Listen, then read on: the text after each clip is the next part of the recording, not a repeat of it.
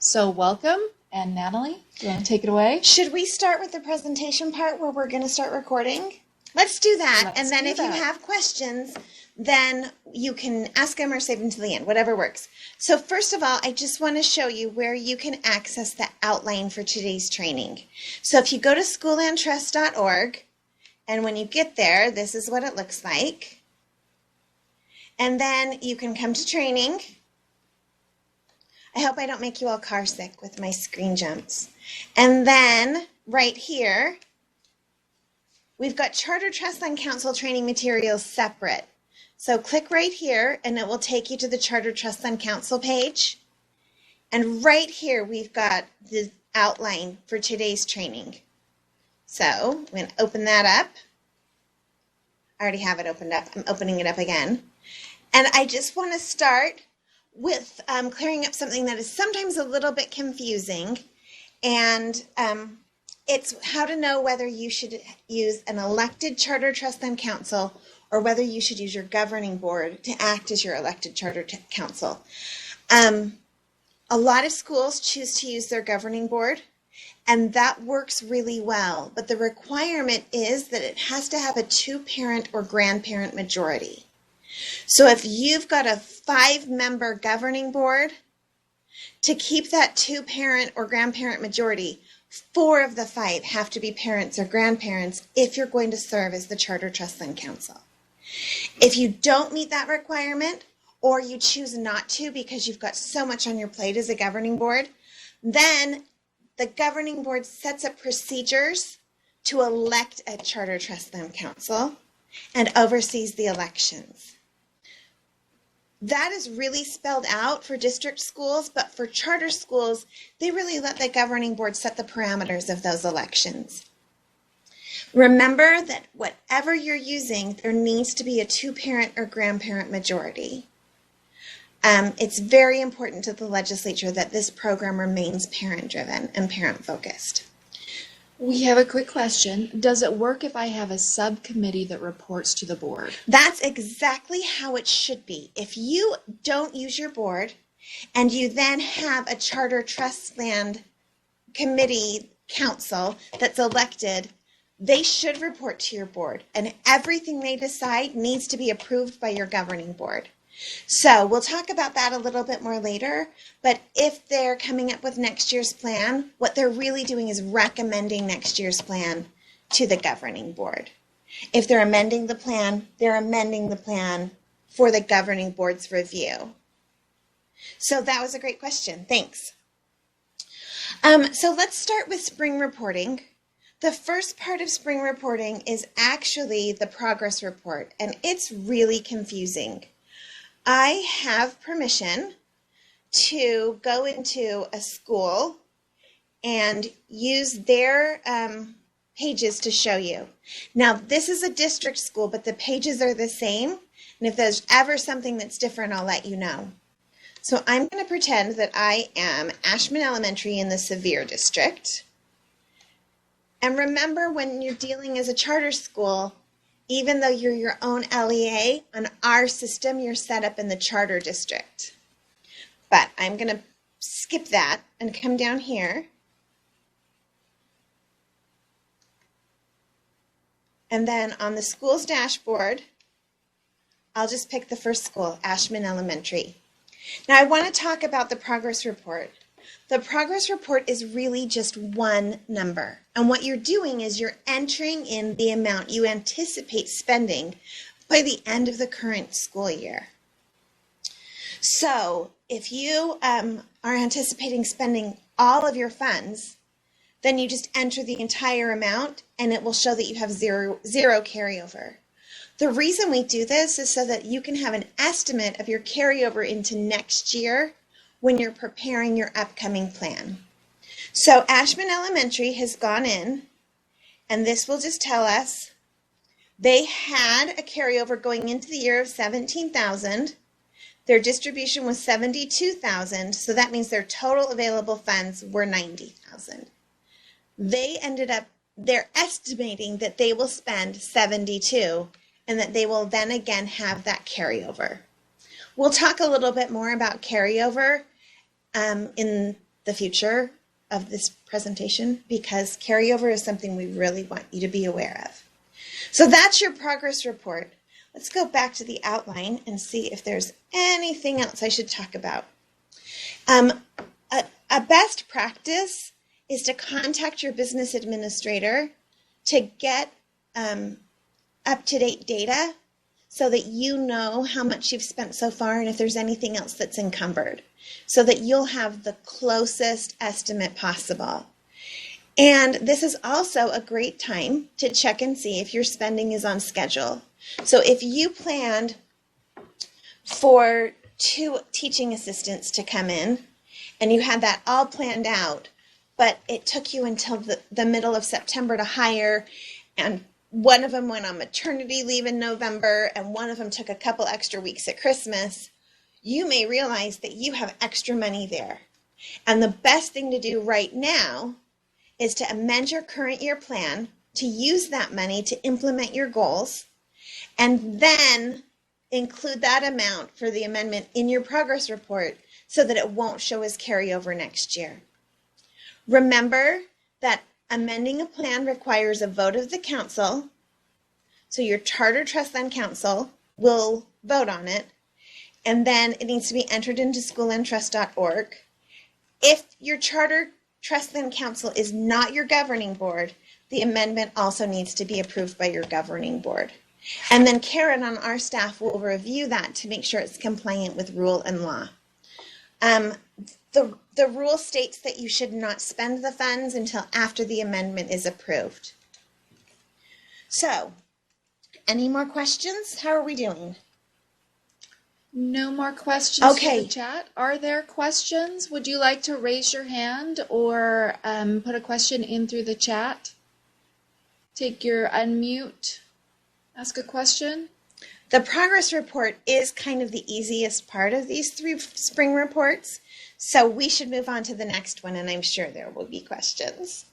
The next report is your upcoming plan, and let's come back here so that I am, again, looking like a school, and I'm going to click on upcoming school plan.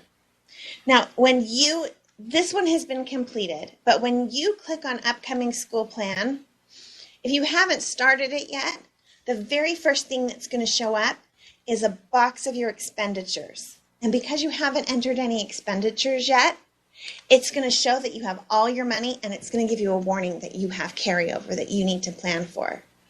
What that means is just go ahead, enter your goals, enter your expenditures, and then see if, the expenditures match how much that you have to expend. Let's go back to my worksheet. One of the things that charter schools are really good at, and I think it might be because some of you apply for grants often, but you're really good at coming up with measurable academic goals and then putting them in the plan. One of the problems that we've had statewide is that the goals are sometimes clumsy or overstated or just a little mixed up. So the first thing I want to talk to you about is your council will do a review of your school-wide assessment data, and then they will identify critical academic needs. These should be the same academic needs that were identified in the teacher and student success plan.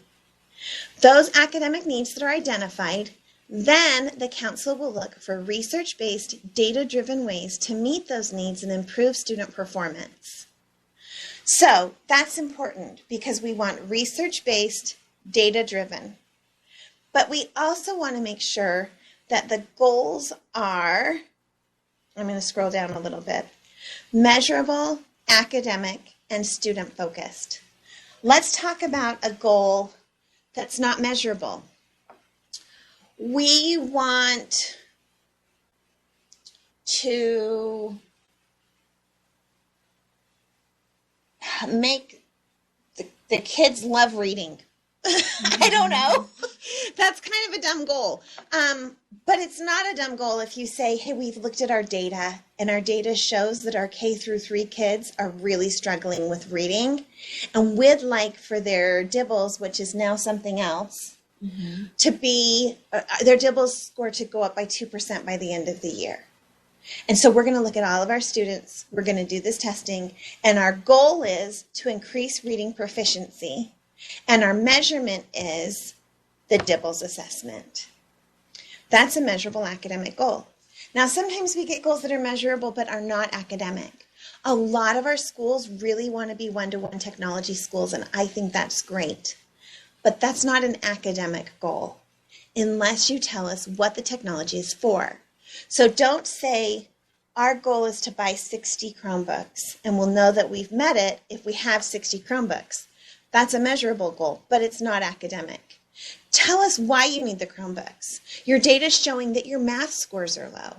So you're going to get iReady and your Chromebooks, and then you're going to use those to improve math instruction and to help the kids with repetition, and then your math scores are going to go up. So the goal is to improve math scores. The assessment can be iReady, or it can be SAGE or RISE, whatever we're calling that now. But it needs to be an academic goal that's measurable and tied to your data. Another thing that we want to stress is the importance of these goals being student-focused. I know that everything you do in your school is to improve the academic performance of your students. But if you word your goal to say, we really want our teachers to form professional development teams, that's not a student-focused goal. The reason you want your teachers to form these professional development teams is because you know it's going to improve the quality of your language arts instruction, and it's going to have your language arts scores on your end-of-level testing go up, 5% in proficiency. So that's your goal, to improve those scores. The action plan is to use your professional development teams. Let's talk a little bit about clarifying a goal. I'm going to go back to Ashman Elementary. And I'm going to show you their current school plan. This is the one that they're implementing this year. Goal number 1 for Ashman Elementary is to ensure that we meet the needs of all students in reading language arts through a quality instructional model. This is the whole goal. If you look at their upcoming school plan, we have the same goal, but now it's one clear, concise statement. This makes it easier not just to write your plan, but also to implement your plan and to decide if your plan was successful on your final report. So if you keep it clear and concise, Ashman is a K-2 school. Their goal is to have 80% of their students reading on grade level at the end of the school year. So they've chosen their goal, they've got their measurement, and then they can use a bullet list for their action plan. And just remember, your action plan should match your expenditures. So if you are buying a Chromebook lab, and you mention it in your expenditures but not in your action plan, we're not going to know how that ties in. So make sure that every expenditure is mentioned in the action plan, and give us just enough information so that we know you're hiring 2 aides to help with reading instruction. We don't need to know that you're hiring 2 aides because it's been shown that aides work well and that your school charter talks about how great aides are and you want to reduce class size. Just tell us we're hiring 2 aides to help with instruction. If you keep it simple, it's easier to implement, it's easier to report on, and poor Karen has to read every single one of these plans. It's easier for Karen. And as a former school leader, wow, it seems much easier to write. Much easier to write, especially as you're working with your council to create your goals and your action steps. Much more straightforward. We do have a question. I see the question, and the question is good. The plan is due to be turned in to schoollandtrust.org and our staff here at USBE by April 1st. You don't have current year data if you're using end of level assessments. There's a couple of ways to work on that. The first is you can use different assessments. We see schools that use DIBELS, and instead of comparing beginning of year to end of year, they compare beginning of year to middle of year and gauge that progress, and then see if the results are being made. And then they can infer progress for the end of the year. But if your goal is just written for mid-year data, or for a school-wide assessment or a classroom assessment that isn't part of the RISE testing, so it's an assessment that your science team has come up with for, to measure before and after of implementing standards in science, those are things that you can use for these goals. We also understand that a lot of people write their plans using prior year data, and that works. What happens is you write your plan right now, you get the data in the fall, and if it turns out that what you were focusing on isn't a problem anymore, you can amend your plan. But then you also can start looking at that data from the fall and digging into it, looking at your subgroups, looking at your cohorts, and seeing where you can focus for next year. Another thing that's really important is please make sure that your council is never discussing data that could identify an individual student. And because some of your subpopulations are small, please don't post information on our website or on your website that could be used to identify individual students. We had one charter school this year that was doing a great job with their reading program. And they said, we have 7 kids in our reading program. And of those 7 kids, 5 of them have made appropriate progress. One of them moved. Well, I would be able to, if I knew the school, identify which student hadn't made appropriate progress. So make sure that if your sample size is low, that you don't include that focused data as part of your plan. We do have another question. If our Land Trust Council goals for the upcoming plan need to be the same as the TSSA plan goals, how do the timelines on the creation of these plans align? That is, we create last year's TSSA plan by June 2019 for the 1920 school year, but the Land Trust plan needs to be completed and approved and uploaded by April 1. So does that mean that the Land Trust plan governs the goals for TSSA? Practically speaking, that is? Not at all. And this is something that your governing board will have to decide how they want to look at it. They've got a couple of options. One, as the principal or the director is working on the TSSA, they need to be consulting with the Community Council, the Land Trust Council, and they need to be getting information back just to kind of help identify those critical academic needs. So it's just a consult, but it's definitely part of the discussion leading up to the next year. Your governing board can decide that you're going to implement goals from the prior year's TSSA with the funds this year, or that because you've been having those discussions, that you've already identified the critical academic needs that are going to be reviewed and met in the TSSA plan, and you can then use those same critical academic needs that have been identified in your school and trust plan. So we understand if the governing board chooses to have a 1-year lag, or if the plans work together even though they're approved at different times. TSSA is the plan that is that's primary and comes first. The School Land Trust Plan needs to be a component of TSSA, which we're suggesting means have the similar goals. It doesn't have to have the same ways to meet the goals because the 2 sets of funding have different restrictions. Okay. Clarify that question? Yes.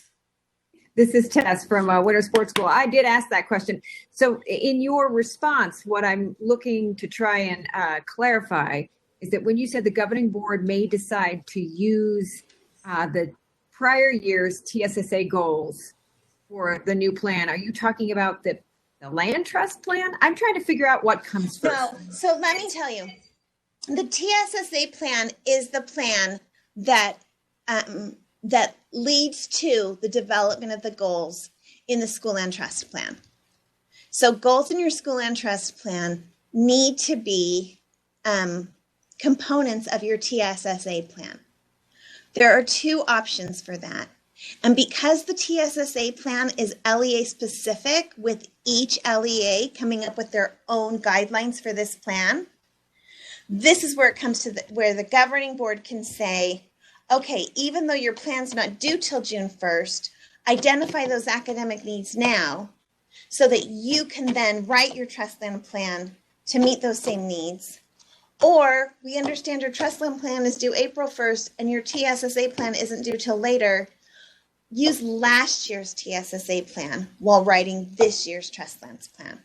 So the TSSA plan that you're implementing in your school right now could be the one that you use to identify goals for next year's school land trust plan. Does that make more sense?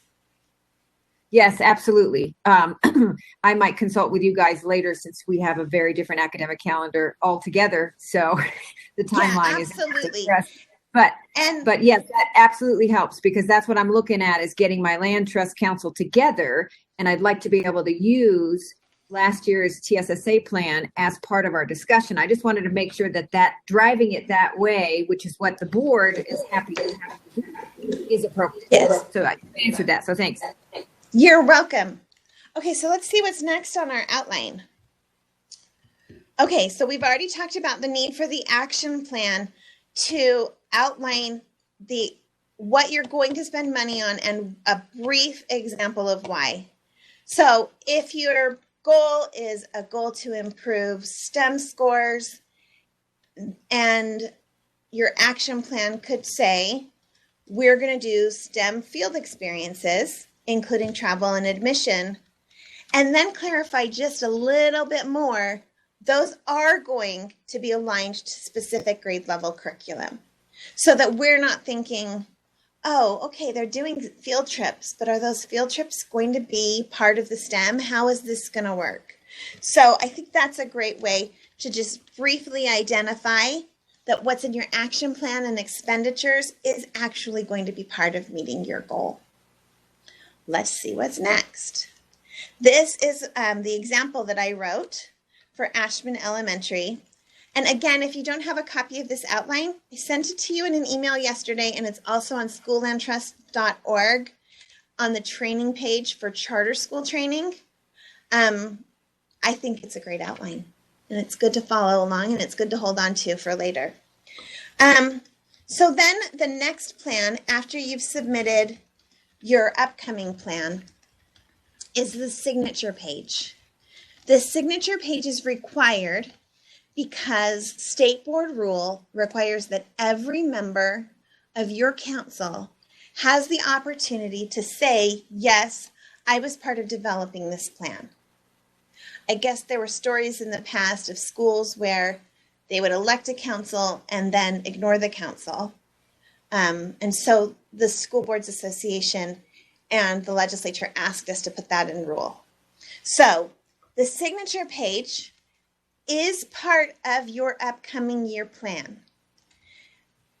It should be included with your upcoming year plan when it's reviewed by your governing board and when it comes to us for our review for compliance with rule and law. There are two ways to do the signature page. Let's go back to our friends at Ashman Elementary. So here we go to council membership and signature form.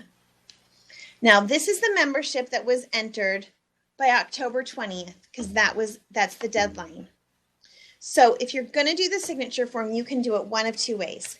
The first is to click print signature form.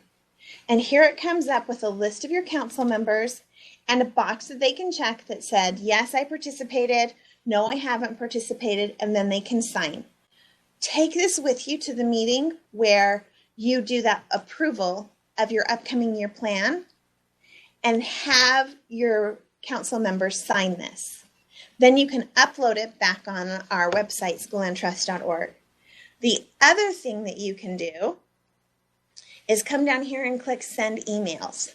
That will send an email to every member of the council asking them to acknowledge that they were able to participate. If any of these email addresses are wrong, you're not going to be able to reach them. So make sure that those are correct first, and then understand that you've got to do one or the other. You can't do both. If you send emails and then you're like, oh my gosh, I can't get Christy to answer the email because I had her address wrong, so I'm going to have her sign the signature form. The second you upload that signature form, all the evidence of your emails is gone. If you upload a signature form and then you're like, you know what? Sarah didn't have a chance to sign the signature form. I'm just going to send a quick email. Your signature form goes away. So it's only able to have one of those two data sources. So make sure you just do one. And the best practice really is to do it during the last meeting so that it's on the council's mind and we're not in the middle of June trying to find signatures from people who are on vacation or not coming to school every day anymore. Let's go back to our outline. Also, the programmers have set this up so that it requires an 80% response rate to be completed. So just think of that as you're sending it out or getting it signed. Quick question on the signature page. If a member of the Land Trust Council was unable to attend the meeting, do they check I was not a part of it, or what should they check? There's a box that says unavailable that they can check, or you can keep the form and maybe she can come in a couple of days and sign it before you upload it.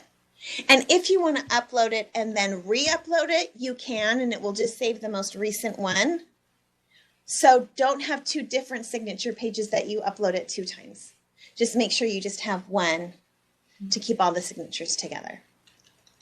Thank you. Okay, so let's talk about some spring compliance concerns. One of our concerns is a carryover greater than 10% of the distribution.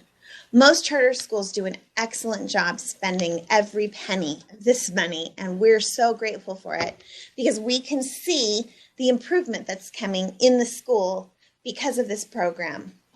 But double check with your business administrator now to see if you're on track to spend the money. And if you're not, either adjust your spending or amend your plan. If you go into next year with carryover, you can see that my friends at Ashman Elementary had the same problem.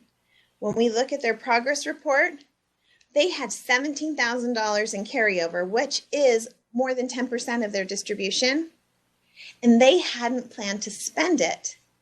And so going into next year, they're going to have that same amount of carryover. So right now, review your budget. At the beginning of next year, make sure you've planned for all of the funds. And if you haven't, amend your plan then. That sounds great. Okay, another spring compliance concern is the due date. I'm going to move that. The due date for charter schools is April 1st. This means that the plan has been put together by the Trust Land Council. If the Trust Land Council is the governing board, then it's entered on schoolandtrust.org. If the Trust Land Council isn't the governing board, it's reviewed by the governing board and entered on schoolandtrust.org. It needs to be entered on schoolandtrust.org and approved by your governing board on or before April 1st. So plan how you're going to do this with your upcoming meetings to make sure there's time to have that vote, and make sure that that vote is part of your agenda, that it's labeled an action item, and that it ends up in the minutes as well. After April 1st, will be reviewed by the authorizer and then reviewed by Karen on our staff for compliance to rule and law. If your authorizer is the state charter school board, Karen does the authorizer review as well. If your authorizer is someone else, Karen will work with the authorizer to review the plan. because we have to have all of those reviews done so that we can distribute the money as part of the July disbursement. Any questions about that? You guys are awesome. This is going really well, I hope. What if it's not? Another spring compliance concern is not having that signature page ready to review with the plan when it gets here. So make sure that you are emphasizing the importance of getting those emails answered or that page signed and uploaded by April 1st. In the fall, we're going to be focusing more on school websites. We've been asked to ensure compliance with state board rule and state law on school websites, and that means there are, for charter trust land committees who are not the governing board, there are 9 requirements, and for charter trust land committees that are the governing board, there are 2 requirements of things that need to be on your school website. I've got a link right here that will show you some of that information. It will take you back to our schoollandtrust.org website to show you. And then we've also had someone from the SEDC, which is one of the regional service centers for our districts, put together a template. That template meets the requirements for the district school, which are a little bit higher than the requirements for the charter school. But if you use that template, you will not go wrong. If you're using your governing board as your trust land committee, you don't need to use that template. I just wanted to show you where the best resource for the requirements for your website can be found. And I've got a link to it right here, but it's also on that charter page that I showed you earlier. And so let's just open it. Yes, I trust it. And this shows you the Charter Trust Fund Council requirements for your school website. The items marked with stars are the only items that are required for governing boards acting as trust land councils. The law that put these requirements into effect was to keep councils from having to comply with the Open and Public Meeting Act. If you are using your governing board as your Charter Trust Fund Council, you are already complying with the Open and Public Meetings Act. So that's why these other things don't apply to you. But if you're not, you need a way to make sure that the parents in your school have a way to know what's going on with these trust land funds. And so the things that are required on school websites for schools that have an elected Charter Trust Fund Council and are not using their governing board is information you're already familiar with. You need to have a place where you list the names and contact information of your Trust Fund Council members. You need to have a proposed meeting schedule for your Trust Land Council for the year. And this is one that is required for both governing boards and elected charter trust land councils. A report to parents on how program funds were used in the prior year and what was accomplished for students. If you're using your governing board, it doesn't specify that that report needs to be posted on the website, but it does say that it needs to be available for all the parents in the school. If you're using your trust land council, it needs to be on your school website. You also need to notice your meetings 1 week prior with a copy of the agenda with action items marked and the draft minutes of the previous meeting. Make sure your notice has the time, place, and date of the meeting. You need to have rules of order and procedure that your trust land council uses to conduct the meetings, and we have a template on schoollandtrust.org that you can review and revise to meet the needs of your charter trust land council. And then for everybody, the current teacher and student success plan must be on your school's website. I've also got some best practice information on there and some information on agendas and minutes if you're using an elected charter trust fund council instead of your governing board. So just know that's a resource for you. We are also a resource because we love it when you call us and we love answering your questions and we love going to your school websites and seeing what's there. It's really fun. Let's go back to I lost it. This. Okay, a couple of other resources that charter schools have found valuable that are available on our website include a proposed timeline for the year. This is one that our director, Paula Plant, has put together in the last few months. And it really shows all of the things that you need to squeeze in somewhere and helps you come up with timing to squeeze those in. This plan that I've linked to is charter specific. So if you want to use this timeline, it is charter specific. And again, call us if you have any questions. A new requirement for governing boards and charter trust land councils that aren't governing boards is a school safety plan. And then we've got that old requirement for the digital citizenship report. Both of those things there's more information on our website. And let me just show you. Here's the links. It includes a link to the page. Sorry about that weird thing.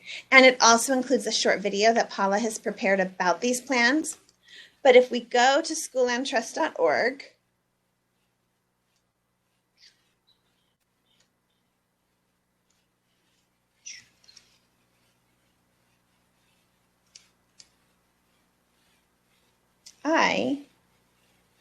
sorry.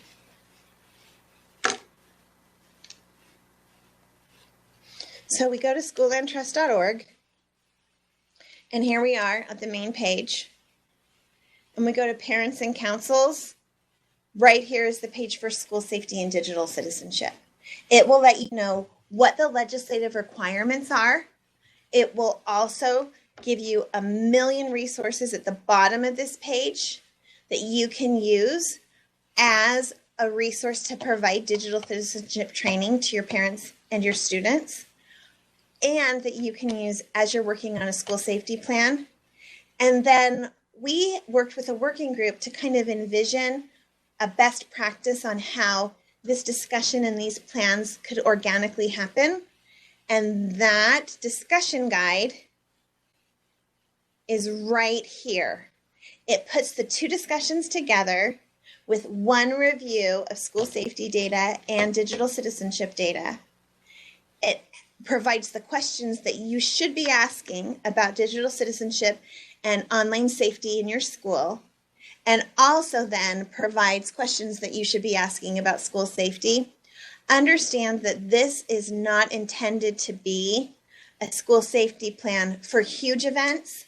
It's an opportunity to look at your school and say, you know what would make our school safer is if we had a better drop-off pickup organization.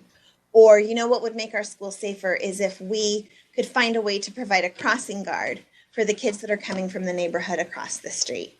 Those are the kind of issues that this school safety plan is envisioning. Let's go back here. I've included Karen's contact information at the bottom. Karen, Paula, and I would all love to serve as resources for you. And please feel free to contact any of us. Karen is the one who has the specific responsibility for charter schools. And so if you have a question about, something that's already been approved or anything like that, we may have to refer you back to Karen if you call one of us. She wanted to be with us this morning, but she had another engagement that she could not miss. And we're sorry about that because this would have been fun with Karen. Just know that we are here as resources for you. You can contact us at any time. The most important information that you can get from this training is that when you go to schoolandtrust.org and you click Contact Program Administrators, that's where you find my contact information, Paula's contact information, and Karen's contact information. We love seeing the success that you are having with this program in your schools. We want to partner with you to make that easier so that you can continue to be successful. Excellent. So I think our goal today that you all shared was to just feel more confident that you're on track And our goal was to provide good information to you toward that, and also provide opportunities for you to ask questions in a variety of ways. So I hope we met those goals. If you didn't get a chance to click on that little survey link and complete the survey, please do. We do look closely at that. We want to design these opportunities in a way that really meets your needs. And then one other thing I'm just going to quickly share. This is just an aside. You've learned so much today, and you have so much to process, and you have many things you probably need to do before you can go home today. But I wanted to share just a little information if you're interested. I do a lot of work with school leadership, and you may have heard that we have a very large ask going through the legislative process. We are asking for funding to help fund all the full range of school leader development activities, starting from like pre-surface, like in preparation programs and all those preparation activities you do to prepare for the role that you are all now in, and then support throughout your career as a school leader. So mentoring and coaching and all of those different kinds of things. So I wanted you to have a few resources that I recently shared at the UAESP conference. I just added the link to our chat box. I may have added it twice, but that takes you to a list of resources that I provided for conference attendees, just as a quick overview of where we are at USBE with trying to get more support out to our amazing school leaders who are doing amazing things in a very difficult, hard role at times, rewarding but hard. So you can click through and look at those resources to kind of get a better understanding of what we're doing as a state. The last link is still live. It's just an open invitation for questions. So if you do have questions or feedback about anything that I just shared, go ahead, use that link. Just send me your questions and I will get back to you with answers. So again, not a huge priority today. Today is all about helping you feel comfortable about your school land trust programs, but just a little aside if you're interested. Thank you so much for being with us this morning. This training has just been a great way to start our day. And have a fabulous weekend. Know that you can contact us with any further questions or concerns or suggestions. We're reprogramming our website. So if you have suggestions on how to make it easier or more intuitive as you work with our website, let us know. Thank you so much.